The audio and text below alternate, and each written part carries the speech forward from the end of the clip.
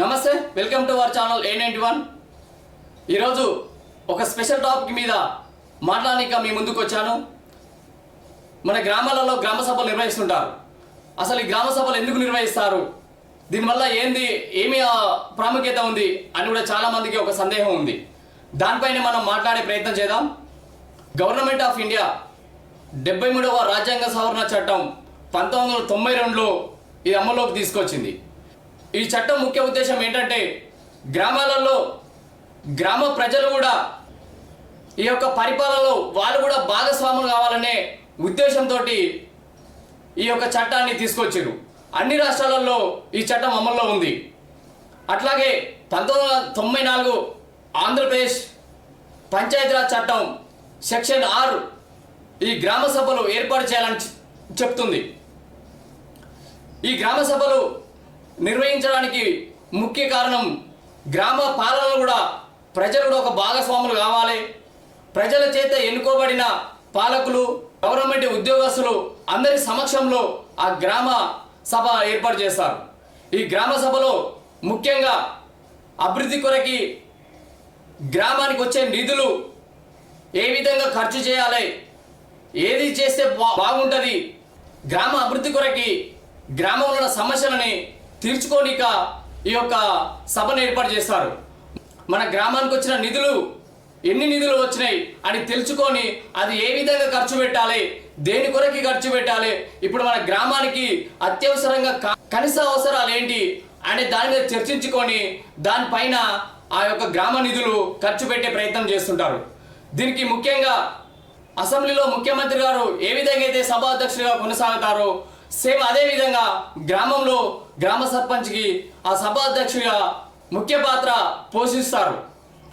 కాబట్టి ఇక్కడ ఏమి జరిగినా అందరి సమక్షంలో, ఏమి మాట్లాడుకున్నా అందరి సమక్షంలో, ఏమి చేయాలన్నా అందరి సమక్షంలో మాట్లాడుకొని చేసే ప్రయత్నం చేస్తుంటారు. అక్కడ ప్రజల చేత ఎన్నుకోబడిన పాలకులు ఉంటారు, గవర్నమెంట్ ఉద్యోగస్తులు ఉంటారు, ప్రజలు ఉంటారు. ఈ అందరు భాగస్వాములు, ఈ పాలనలో అందరు భాగస్వాములు కావాలనే ముఖ్య ఉద్దేశంతో ఈ గ్రామ సభలు ఏర్పాటు చేశారు. గవర్నమెంట్కి వెళ్ళి సంక్షేమ పథకాలు అర్హులు ఎవరైతే ఉన్నారో వారికి ఆ గ్రామ సభలో అక్కడనే తీర్మానం చేసి ఆ యొక్క సంక్షేమ పథకాలు, పింఛన్లు కానీ, వ్యక్తిగతంగా అర్హులైన వ్యక్తులకి వృద్ధాప్య పింఛన్లు కానీ, ఒంటరి మహిళ పింఛన్లు కానీ, వికలాంగుల పింఛన్లు కానీ, ఇంద్రమ్మ ఇండ్లు కానీ ఇలాంటి దాంట్ల మీద చర్చించుకునే ప్రయత్నం చేస్తుంటారు. అందులో దీనికి ముఖ్య పాత్ర సర్పంచ్ గారు వహిస్తుంటారు. కానీ సర్పంచ్ గారు కూడా ఈ గ్రామ సభలు కనీసం సంవత్సరానికి ఒక 4 సార్లు గ్రామ సభలు నిర్వహించకపోతే సర్పంచ్ గారి పదవి కూడా రద్దయ్యే అవకాశాలు ఉన్నాయి. కాబట్టి సర్పంచ్ గారు కంపల్సరీ ఈ గ్రామ సభలు నిర్వహించే ప్రయత్నం చేస్తుంటారు. ఆ గ్రామ సభ ఒకవేళ ఆ టైంకి ప్రకారం నడిపించకపోతే ఆ సర్పంచ్ పదవి కూడా రద్దయ్యే అవకాశాలు ఉన్నాయని ఈ చట్టం చెప్తుంది. గ్రామ సభలో ఏదైతే తీర్మానం చేశారో అది కంపల్సరీ ఆ తీర్మానాన్ని ఇంప్లిమెంట్ చేయాలి.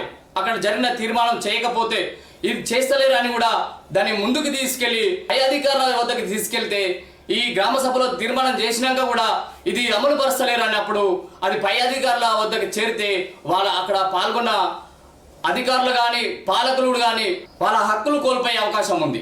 ఈ యొక్క చట్టం చెప్తుంది, కానీ ఆ విధంగా కొన్ని గ్రామాలలో జరుగుతలేదు. కాబట్టి ప్రజలు, ముఖ్యంగా ప్రతి ఒక్క పౌరుడు ఇక్కడ ఏం జరుగుతుంది, ఏం చేస్తురు, తర్వాత మాట్లాడి చేస్తురా చేస్తలేరా అని కూడా వాళ్ళు దానిపైన చర్చించుకునే ప్రయత్నం చేయాలి. అప్పుడే గ్రామాలు అభివృద్ధి బాటలో ముందుకెళ్లే అవకాశాలు ఉంటాయి. ఆ తీర్మానం చేసింది చేయని ఎడల ప్రశ్నించే హక్కు ఆ పౌరుడికి కల్పిస్తుంది చట్టం. ఆ ఉద్దేశంతో అవకతవకలు జరగొద్దు, గ్రామ అభివృద్ధి జరగాలంటే ప్రజల చేత ఎన్నుకోబడిన పాలకులు, అధికారులు, ప్రజలు అందరూ పాల్గొని అక్కడ తీర్మానం చేసి ఎవరికి పింఛన్లు కావాలి, ఏ సమస్య ఉన్నది, ఇప్పుడు ఎవరికి అర్హులైన ప్రజలకి సంక్షేమ పథకాలు వెళ్ళట్లేదు అని అక్కడనే చర్చించుకొని ఒక డాక్యుమెంట్ రూపంలో అక్కడ తీసుకొని సంతకాలు తీసుకొని వాళ్ళకి అక్కడనే సెలక్షన్ చేస్తుంటారు. కానీ ఇంత గొప్ప ఉద్దేశం ఉన్న ఈ చట్టాన్ని గాలికి వదిలేసే ప్రయత్నం చేస్తుంటారు. కాబట్టి ప్రజలు కూడా ప్రతి ఒక్కరు ఆలోచించాలి, ప్రతి ఒక్కరు పాల్గొనాలి. అక్కడ జరుగుతున్న సమస్యల గురించి అది మన గ్రామానికి సంబంధించింది. మన గ్రామ అభివృద్ధి కొరకి, గ్రామ ప్రజల అభివృద్ధి కొరకి, గ్రామ ప్రజల ఆరోగ్యం కొరకి, గ్రామ ప్రజల కనీస అవసరాల కొరకి ఈ గ్రామ సభలు నిర్వహిస్తుంటారు. ప్రతి ఊర్లో, ప్రతి గ్రామ సభలలో గ్రామంలో ఉన్న ప్రతి ఒక్క పౌరుడు పాల్గొని నీ గ్రామానికి వచ్చిన నిధుల గురించి కానీ, నీ గ్రామానికి వచ్చిన సంక్షేమ పథకాలు ప్రజలకి చేరుతున్నాయా అనే ఉద్దేశం తెలుసుకొని, ఒకవేళ ఆ విధంగా నడవకుంటే పై అధికారులకు కూడా ఈ విధంగా నడవట్లేదు, మా గ్రామంలో ఈ గ్రామ సభలో చెప్పిన విధంగా నడవట్లేదంటే గ్రామ సభలో పాల్గొన్న అధికారులు, పాలకులు కూడా సస్పెండ్ అయ్యే అవకాశాలు ఉన్నాయి. కాబట్టి గ్రామ అభివృద్ధి కొరకి, గ్రామ ప్రజల ఆరోగ్యం కొరకి ఇంత గొప్ప అవకాశం కల్పిస్తుంది ఈ చట్టం. కానీ ఈ చట్టం గురించి తెలియక ఏదో జరుగుతుందిలే, ఏదో పోతుందిలే అనే ఏదోటి ఈరోజు జరిగింది ఇంకా అయిపోయింది అన్న విధంగా వెళ్ళిపోతారు. కానీ అక్కడ జరిగిన ప్రతి ఒక్క విషయము గ్రామ పంచాయతీలో రికార్డ్ అయి ఉంటారు. ఈ గ్రామ సభలలో ప్రతి ఊర్లో ప్రతి పౌరుడు పాల్గొని అక్కడ జరుగుతున్న తీర్మానాలని జరగనియడలా ప్రతి ఒక్కరూ ఇక్కడ బాధ్యులుగా వహించి ఎందుకు జరగలేదని ముందుకెళ్తే గ్రామాలు అభివృద్ధి చెందే అవకాశాలు చాలా ఉన్నాయి. ఈ చట్టం యొక్క ప్రధాన ఉద్దేశం, ప్రధానమైన కొన్ని కనీస అవసరాలని ఎందులో పొందుపరిచింది. ముఖ్యంగా నీరు, ప్రతి పౌరునికి, ప్రతి గ్రామంలో ఉన్న ప్రతి ప్రజలకి కలుషితమైన నీరు రాకుండా స్వచ్ఛమైన నీరు రావాలని ఈ చట్టము క్లియర్గా చెప్తుంది. ట్యాంకీలు శుభ్రపరచడము, పైప్ లైన్లు ఎక్కడన్నా లీకేజ్ అయి ఉంటే ఇమ్మీడియట్లీ దాన్ని పరిష్కరించి ఇంటింటికి స్వచ్ఛమైన నీరు అందించాలని దీనిపైన చర్చించుకొని ఇమ్మీడియట్లీ వేరే పనులు ఉన్నా ఆపుకొని అటు తొందరగా ఈ యొక్క సమస్యను పరిష్కరించుకోవాలని ఆ గ్రామ సభలో అందరి సమక్షంలో తీర్మానం చేసుకొని, ఎవరికైతే ఎక్కడైనా నీరు సమస్య ఉన్నదో వాళ్ళు అక్కడ మాకు ఈ సమస్య ఉన్నది చెప్పుకునే ఎడల ఆ సమస్యని వెంటనే తీర్చాలని ఈ చట్టం చెప్తుంది. ప్రతి పౌరునికి మంచినీరు, కలుషితం లేని నీరు, మంచినీరు అందించాలని ఈ యొక్క చట్టం ఉద్దేశం. అట్లాగనే రోడ్లు, ఆ గ్రామంలో ఉన్న ప్రతి ఒక్కరికి, రైతులు కానీ, చదువుకున్న విద్యార్థులు కానీ, గ్రామంలో ఉన్న ప్రతి మనిషికి కంపల్సరీ రోడ్డు సౌకర్యము, ఎలాంటి ఇబ్బందులు లేని రోడ్డు సౌకర్యము, వాహనాలకు ఇబ్బందులు లేని, నడకకు ఇబ్బంది లేని రోడ్డు సౌకర్యం కల్పించాలి. అతి తొందరగా ఆ సమస్యని పరిష్కరించుకోవాలి.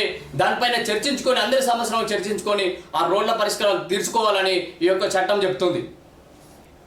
కాలుష్యం, మనం పీల్చే గాలిలో ఎలాంటి పొల్యూషన్ రాకుండా, ఎక్కడికి వెళ్ళినా ఎలాంటి పొల్యూషన్ వస్తుందా, ఏదైనా ఎగ్జాంపుల్ కొన్ని ఊర్లలో బొగ్గు బట్టీలు ఉంటాయి, కొన్ని ఊర్లలో బొగ్గు బట్టీలు ఏర్పాటు చేస్తారు. అక్కడికి వెళ్ళి వచ్చే పొగ వల్ల అది గాలిలో కాలుష్యం అయ్యి ప్రజలకి ఆ గాలి పీల్చుకోవడం వల్ల అనారోగ్య పాలయ్యి వాళ్ళు చనిపోయే ప్రమాదం ఉంటుంది. అట్లానే కొన్ని గ్రామాలలో కోళ్ళపారాలు నిర్వహిస్తుంటారు. ఆ కోళ్ళపారాలకు వెళ్ళి దుర్వాసన వస్తే ఆ కోళ్ళపారంకి వెళ్ళి చెడు వాసన రావడం వల్ల విషవాయువు అవి ప్రజలు ఆ గాలి పీల్చుకోవడం వల్ల ప్రజలకి అనారోగ్యాల పాలయ్యి చనిపోయే ప్రమాదం ఉంటున్నాయి. కాబట్టి వీటి మీద ముఖ్య ఉద్దేశం గ్రామ సభలో ఇవి కనీస అవసరాలు ఇవి. కానీ దాంట్లో మీద ఎమ్మటే యాక్షన్ తీసుకొని తొందరగా ఆ ప్రజలకి అక్కడ ఏదైతే అనారోగ్యాల పాలయ్యే వాతావరణం వస్తుందో దాన్ని ఇమ్మీడియట్లీ అరికట్టి అక్కడి నుంచి అది తొలగించే ప్రయత్నం చేయాలని ఈ గ్రామ సభల యొక్క ముఖ్య ఉద్దేశం. కాబట్టి ఈ గ్రామ సభలలో జరుగుతున్నవి, తీర్మానం చేసినవి, ముఖ్యంగా ఈ గ్రామ సభలలో ఏదైతే తీర్మానం చేస్తారో, ఎవరికైతే నీరు అందట్లేదనో చెప్పుకుంటారో, ఎవరికైతే రోడ్డు బాగాలేదని చెప్పుకుంటారో, ఎవరైతే అక్కడికి వెళ్ళి మాకు ఒక పీల్చే గాలి కాలుష్యమయ్యి దానివల్ల దురాసన వచ్చి మేము ప్రమాదం పడే అవకాశం ఉందని ఎవరైతే అక్కడ చెప్పుకుంటారో, అక్కడ చెప్పుకున్న సమయంలో అందరి సమక్షంలో ఈ సమస్యలు ఉన్నాయని దాని మీద తీర్మానం చేసుకొని దానిపై ఎమ్మటే తొందరగా యాక్షన్ తీసుకొని ఎడల అక్కడ పాలకులు, ప్రజల చేత ఎన్నుకోబడిన పాలకులు కానీ, అక్కడ అధికారులు, గవర్నమెంట్ అధికారులు కానీ పాల్గొంటారు కాబట్టి, అందరూ ఉంటారు కాబట్టి దీనిపైన యాక్షన్ తీసుకొని ఎడల, దాన్ని ఒక నెగ్లెక్ట్గా తీసుకున్న ఎడల దానిపైన పై అధికారులకి, ఆపై అధికారులకు వెళ్తూ ఉంటే దానిపైన కఠిన చర్యలు తీసుకునే అవకాశము ఉన్నదని ఈ చట్టం చెప్తుంది.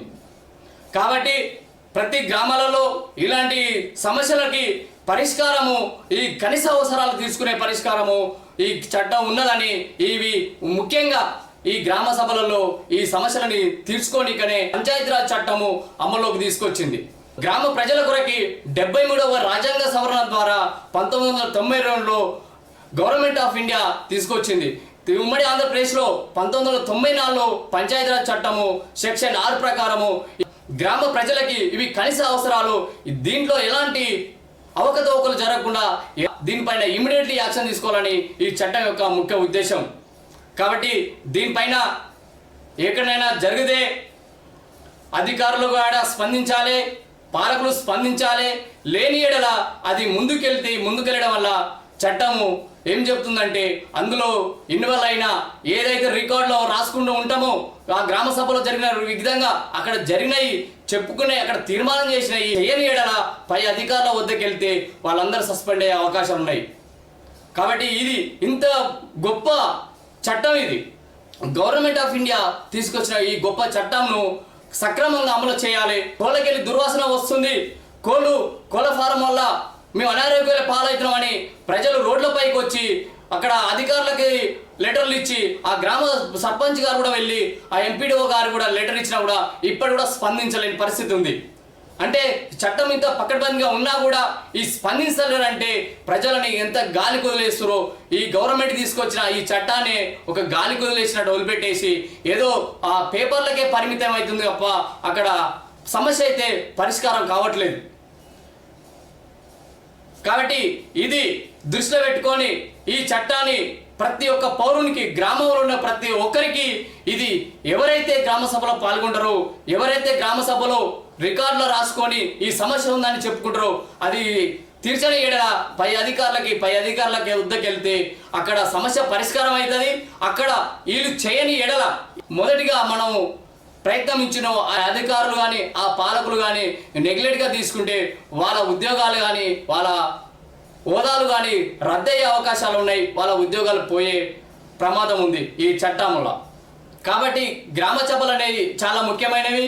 ప్రతి ఒక్కరూ మీ గ్రామ సభలలో పాల్గొంటేనే గ్రామం అనేది అభివృద్ధి చెందే అవకాశం ఉంటుంది.